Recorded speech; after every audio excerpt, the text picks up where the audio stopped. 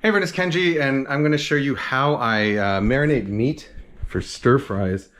So I posted this thing on my Instagram channel the other day explaining how important it is to wash meat before you marinate for stir fries, and people asked me why and how you do it. So I thought I'd make a quick video showing you that, and then maybe later on I'm going to cook something with this tonight, so I'll turn that into a separate video, which I'll link to. So I have here beef, right? And so if you've ever been to a good Chinese restaurant and wondered how they get their beef so tender, there's a couple things you do. So first of all, you start with the right cut. So flank steak works great. This is a flat iron, which I really like. Skirt steak is also great, but the key is really to cut it against the grain, so you can see that the muscle fibers run in this direction, and so you want to cut across that. And I like to cut at a little bit of an angle, like this, so that you get a little more surface area. So the idea here is that by cutting against the grain, you're shortening the muscle fibers so that they aren't as tough. There are some times when you want to do it the other way. So for instance, if you're doing dishes like, like Sichuan style dry fried beef, where you essentially deep fry the beef before tossing it with sauce. Usually I like to cut that with the grain so that you get actually a little bit more chew to the meat. Because that's sort of one of the features of that dish, that chewy texture. If you get sinew like that, you can just take it out. But in general, you do want to slice against the grain, and that's true whether you're, carving a roast or cutting beef for stir fries. All right, so once you have it here, this is one step that I never used to do until I started really testing it, and that's washing the meat. I saw, if you follow Wang Gang, which you should, and I'll put a link to this in the description, he is a chef from Sichuan, and he always washes his beef, and he sort of stresses the importance of it. And I've tested this side by side while I was working on my book, and it does make a huge difference, actually. So you want to get plenty of cold water in there, and then really sort of roughly squeeze it and massage it. And this does a couple things. First, it squeezes out some of the excess juices so that you have more room for marinade to penetrate, so you get more flavor in there. But it also really loosens up the texture of the muscles so that it comes out more tender. And it's a pretty stark difference when you try this side by side. My friend Adam Liaw, and Australian chef, we exchanged a couple emails a few weeks back, and he also had the idea that maybe, especially in places that have kind of hard water, that the alkaline chemicals in the water, the slightly alkaline makeup of the water, also has an effect on the beef. But that comes into play in a second.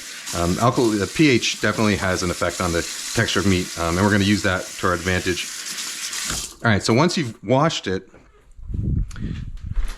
you want to get a fine mesh strainer like this, stick it right in your sink, and then just really squeeze it, get all that excess water out so that your marinade doesn't get watered down.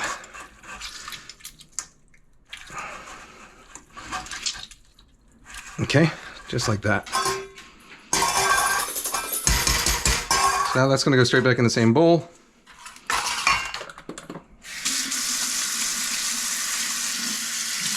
And you can see how the meat already looks pretty significantly different from how it did when we first sliced it. All right, so normally, this marinade I'm doing, so I'm going to be making some beef with broccoli later. So this is a very sort of basic marinade. Marinade flavors can change a lot, but the basic elements of a marinade for this, generally you want some kind of salty element. So that's going to be a little bit of light soy sauce. It's about a teaspoon per pound. A pinch of salt. Also about maybe a half teaspoon per pound. Shaoxing wine, Diaoju, rice wine. You could also use dry sherry. That's also about a teaspoon per pound. So the salt in there, first of all, it flavors it, but it also, salt will dissolve some muscle protein, so it actually allows them to retain more moisture as they cook. And so that's going to allow it to stay juicier. The final really important element is something alkaline. So normally I actually use baking soda, so I would add about a quarter teaspoon of baking soda per pound of meat. But yesterday, my daughter and I, we had our Halloween pumpkin left over, and we made a puking pumpkin where you pour soap and vinegar and baking soda inside its mouth, inside the top, and it all comes out the mouth. And so we used up all of our baking soda doing that. So instead, what I'm going to use is an egg white. So egg whites are also alkaline. So you'll find egg whites are a pretty common ingredient in stir fry marinades for that property because they're alkaline. Okay, we'll save the yolk for later.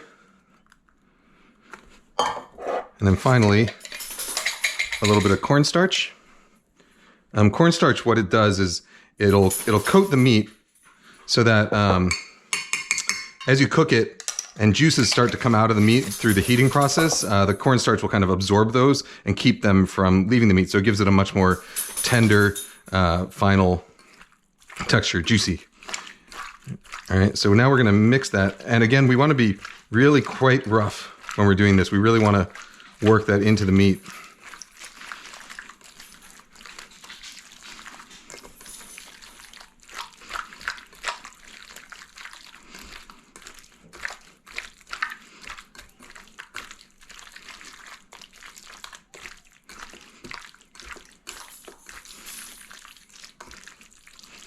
Okay, and then our final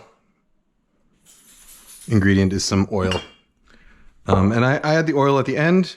It doesn't make a huge difference whether you add it at the beginning or the end, but it'll make a minor difference. And the oil, basically what it does is when you actually go to stir fry the meat, having those strips of meat kind of pre-lubricated with oil will keep them from sticking together in the pan, so it actually makes it easier to sort of toss them and spread them out in the wok once we start actually cooking.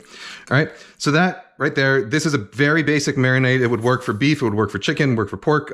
Same idea, same basic ingredients. You know, you can make some flavor adjustments in here if you want. And when my book comes out, there will be a lot of suggestions for various recipes with different flavors. But that is a very basic marinade that will work in a wide variety of dishes. So I'm going to put this in the fridge, cover this up, put this in the fridge, let it sit for a couple hours until I'm ready to cook dinner. You could do this up to a day in advance, and the meat would be fine. In fact, it would come out even more tender the next day as that baking soda begins to work. Oh, I'm sorry, I forgot to mention why the baking soda works.